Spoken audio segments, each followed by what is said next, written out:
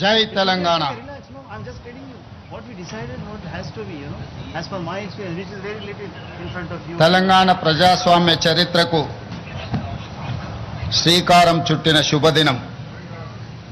ప్రజల చేత, ప్రజల కొరకు ప్రజలే రాసుకున్న పోరాట చరిత్ర మనది.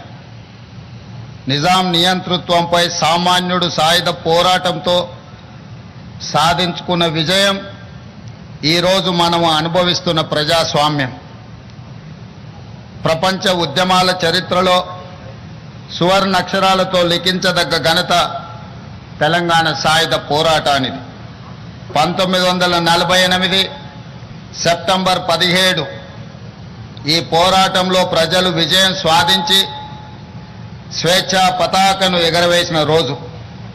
ఈ గడ్డపై రాచరికానికి ఘోరీ కట్టి ప్రజాపాలనకు హారతి పట్టిన రోజు సెప్టెంబర్ 17. అందుకే ఇది ప్రజాపాలన దినోత్సవం. రాష్ట్ర ప్రజలందరికీ ప్రజాపాలన దినోత్సవ శుభాకాంక్షలు తెలియజేస్తున్నా. స్వేచ్ఛ మన జీవన విధానం. ఈ స్వేచ్ఛ సాధన కోసం ప్రాణత్యాగాలు సైతం వెనకాడని జాతి మనది. దీనికి చరిత్రనే సాక్ష్యం. అణిచివేత, పెద్దనారితనం, నియంతృత్వం, బానిసత్వ సంకెళ్లను బద్దలు కొట్టి స్వేచ్ఛకు ఊపిరి పోయడానికి ఊపిరి వదిలిన వందలాది మంది అమరులకు ఈ సందర్భంగా ఘన నివాళి అర్పిస్తున్నాను. సెప్టెంబర్ 17, 1948 తెలంగాణ చరిత్రలో ఒక మైలురాయి. అదేవిధంగా డిసెంబర్ 7, 2023 స్వరాష్ట్ర ప్రజాస్వామ్య ప్రస్థానంలో మరో మైలురాయి. లోతైన అవగాహనతో, సమకాలీన చరిత్రపై నిశితమైన విశ్లేషణతో నేను ఈరోజు ఈ మాట చెబుతున్నాను.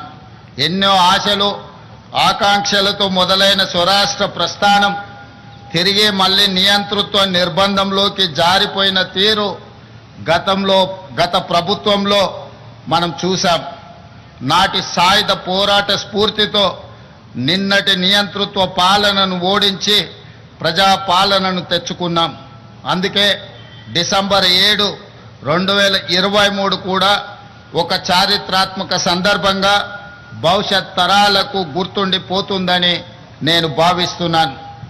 77 ఏళ్ల తెలంగాణ ప్రస్థానాన్ని, పోరాట చరిత్రను, ఇక్కడ ఉద్భవించిన ఉద్యమాల సరళిని సంపూర్ణ